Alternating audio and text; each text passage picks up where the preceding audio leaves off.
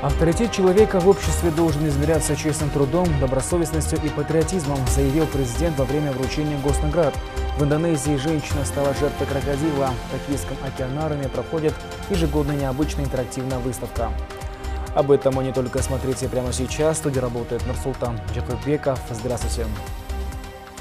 Авторитет человека в обществе должен измеряться честным трудом, такими лучшими человеческими качествами, как добросовестность и патриотизм, отметил президент Сооронбай Джейнбеков сегодня на церемонии вручения государственных наград и почетных званий. Глава государства поздравил награжденных, отметив, что они удостоились высоких государственных наград своим честным и созидательным трудом. Он подчеркнул, что главная задача – подъем экономики, улучшение условий жизни народа, повышение его благосостояния. Для достижения этих целей важное значение имеет помощь и поддержка таких людей труда. Сегодня здесь присутствуют простые рабочие, ученые, академики, известные своим талантом работники культуры, учителя, врачи, сотрудники сфер сельского хозяйства и транспорта, производственники, представители бизнеса, передовики службы обслуживания населения, сотрудники средств массовой информации. Авторитет человека в обществе должен измеряться честным трудом, такими лучшими человеческими качествами, как добросовестность и патриотизм. Я безмерно рад встрече с соотечественниками, которые своими самоотверженным трудом снискали себе славу и почет в обществе, оказывают непосредственное влияние на развитие и укрепление нашей государственности, отметил президент. Глава государства отметил заслуги Карабека Ламкулова и Розбека Дюйшиева в развитии энергетики и горнодобывающей отрасли, генерала Исмаила Исакова в создании и становлении вооруженных сил Кыргызстана, самоотверженный труд профессора Сыртбая Мусаева, учителя средней школы Ойтерскен от Башинского района Гулымкан Турганбаевой, детского поэта Ханабека Джунушева, известного композитора Атайбека Будошева, сатирика Абдуллы Иманкулова, профессора медакадемии Любови Зубехиной, депутата парламента Азамата Арабаева, который вносит существенный вклад в развитие регионов, и зоотехника-селекционера Урозбека Алимджанова, внесшего большой вклад в развитие сельского хозяйства. Наши футболисты показывают лучший пример патриотизма и прославляют Кыргызстан на весь мир, сказал президент Сооронбай Джейнбеков на церемонии вручения государственных наград и почетных званий. Глава государства остановился на примере честного служения Родине, того, как нужно прославлять свою страну. Вчера мы, кыргызстанцы, были свидетелями прекрасной игры и большой победы футболистов нашей сборной команды по футболу. Наша сборная впервые принимает участие в Кубке Азии и сразу же достигла такого успеха. Они, обыграв сборную Филиппин со счетом 3-1, подарили нашему народу настоящий праздник. Сам факт того, что наша футбольная команда впервые завоевала право на участие в Кубке Азии, было большим успехом. Наши футболисты показали хорошую игру во всех встречах и вышли в следующий этап состязаний. Это на самом деле является событием исторического значения. Самое главное, наши ребята играли самоотверженно и показали очень интересную игру, отметил Джейнбеков. Он от имени всего народа Кыргызстана выразил искреннюю благодарность футболистам, главному тренеру сборной, всей команде. Мы верим, что наши ребята и в следующей игре покажут содержательную игру, и все кыргызстанцы будут болеть за них. Да благословит Всевышний нашу команду, отметил Сооронбай Джейнбеков. Второй этап реализации проекта «Безопасный город» начнется после того, как МВД и органы МСУ уточнят улицы, на которых установят оборудование. Об этом сообщил председатель Госкомсвязи Бакыт Шаршембиев. По его словам, технико-экономическое обоснование по проекту уже готово. На втором этапе камеры установят на 230 перекрестках по всей стране. Что касается первого этапа, то в пилотном режиме работают 3 камеры на пересечении улиц Букамбаева и Абдрахманова, при въезде в село Лебединовка со стороны Бишкека, а также на 10-м километре трассы Бишкек-Торугар. Остальные будут установлены до 12 февраля. Это 10 перекрестков и 17 скоростных рубежей. Камеры в настоящий момент не как раньше. Если раньше на каждую полосу выделялась одна камера, сейчас в настоящий момент одна камера может охватывать до 6 полос. И, соответственно, фиксировать не одно правонарушение, как раньше. Сейчас сразу все правонарушения идут уже интеллектуальные. И самое основное скажу, это то, что даже скоростной режим, он определяется не как раньше, а идет уже по видеозаписи. То есть, если раньше, наперед скажу, что продаются антирадары, которые, допустим, давали возможность водителю остановиться, да, то сейчас это не пройдет, потому что видеокамера, она снимает видео, не дает ответ этому антирадару, скажем так. Ночью именно на перекрестках она фиксирует. Оборудование, которое устанавливает российская компания «Вега», будет передано кыргызской стороне по завершении работы. По словам Шаршенбиева, Госкомитет не покупал оборудование. Речь шла о закупке услуги. Обслуживанием камер занимается компания, которая выиграла тендер. Однако в рамках соглашения компания «Вега» готова оставить все технические комплексы. Контракт действует 5 лет или же до уплаты 10,5 миллионов штрафов нарушителями правил дорожного движения. Хотелось бы разъяснить, Госкомитет не покупал никакое оборудование. То, что говорится в различных СМИ мнение о том, что якобы камера стоит 30 тысяч, это неправда, потому что мы заказывали услугу. Соответственно, та компания, которая выиграла для предоставления этой комплексной услуги, она полностью 24 часа в сутки, 365 дней в году обслуживает эту систему для того, чтобы предоставить эту услугу. Все расчеты до этого были проведены, технико-экономическом обосновании, все расчеты есть. Автотранспортные грузоперевозки на юг страны сопровождаются определенными трудностями, связанными, например, с ездой через опасные горные перевалы. Альтернативный способ доставки важнейших грузов в южные регионы – железная дорога. В конце прошлого года между Кыргызстаном и Узбекистаном был подписан протокол, согласно которому предоставляется скидка на транзитные перевозки грузов по территории Узбекистана в направлении южного отделения Кыргыз-Темир-Жолу.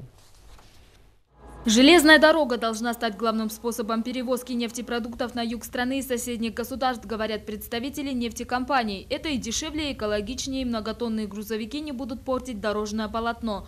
Но руководство Кыргыз-Темир-Жолу должно исправить некоторые недостатки и сделать перевозки доступными для нефтетрейдеров. Нам легче, конечно, было бы нашим нефтетрейдерам ввести при соответствующем тарифе на юг это все с железнодорожным транспортом, потому что большие объемы, вы сами представляете, это разгружать на территории Кыргызстана по автоцистернам, и это будет очень большое количество этих машин, и они все будут через единственную трассу, через такой высокогорный перевал, как Туй-Ашу, это очень опасная дорога, считается, да, по классификации, и ввести это на южные регионы Кыргызстана. Поэтому, конечно, железнодорожным транспортом это было бы намного удобнее для наших нефтетрейдеров. Один из шагов навстречу иностранным поставщикам нефтепродуктов на юг страны – подписание протокола между Кыргызстаном и Узбекистаном, согласно которому транзитные перевозки через Республику Узбекистан в и из южного отделения Кыргыз-Темир-Жолу будут осуществляться с 30% скидкой. Если же объем поставок будет увеличиваться, то и скидка возрастет до 35%.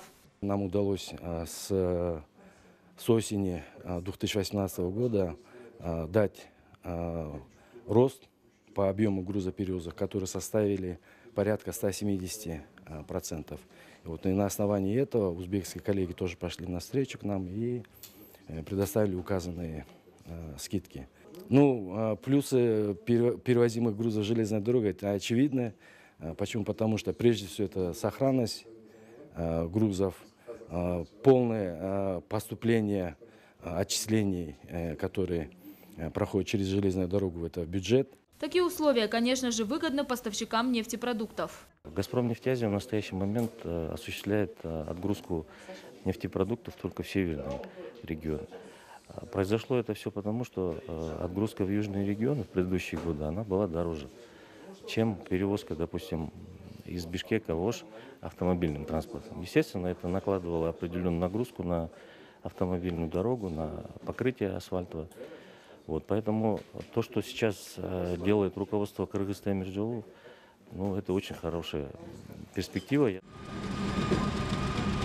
Железная дорога – наиболее удобный, практичный и безопасный способ доставки грузов больших объемов. И с подписанием протокола и получением скидки на перевозки этот способ должен стать еще и самым востребованным. Елена Ткаченко, Руслан Сабатаров, Общественный, Первый канал. На сегодняшний день существует проблема несоблюдения закона о государственном языке и закона о рекламе. В связи с этим в Государственном агентстве по антимонопольному регулированию прошел круглый стол на тему «Реклама в рамках закона». А потому несоблюдение закона о размещении рекламы, правил орфографии, а также распространение информации без перевода на государственный язык влечет за собой штраф. Определенные штрафы за нарушения данного закона в части того, что именно если будут установлены факты именно нарушения именно в правописании, орфографии и алфавитной грамматике, именно вот реклама, будут налагаться определенные штрафы на те или иные ответственные лица. Вот. И сегодняшнее мероприятие проводится именно с участием представителей рекламных агентств, которые расположены в городе Бишкек, с участием представителей средств массовой информации. Будут обсуждаться именно вот этот закон и введенные в прошлом году вот новшества, изменения, вот, с целью того, чтобы в дальнейшем именно закон исполнялся в соответствии с установленными требованиями, чтобы не было вот каких-то недопониманий, нарушений. И все рекламы, у нас закон о рекламе предполагает обязательно распространение рекламы на государственном языке. В Индонезии женщина стала жертвой крокодила. На острове Сулавеси в Индонезии крокодил съел женщину-биолога. Жертвой рептилий стала 44-летняя Дейзи Туво. Ее изуродованное тело было найдено коллегами на утро после трагедии. Обстоятельства инцидента расследует полиция. Крокодил по прозвищу Мэри съел руку женщины, а также у трупа отсутствовала часть живота.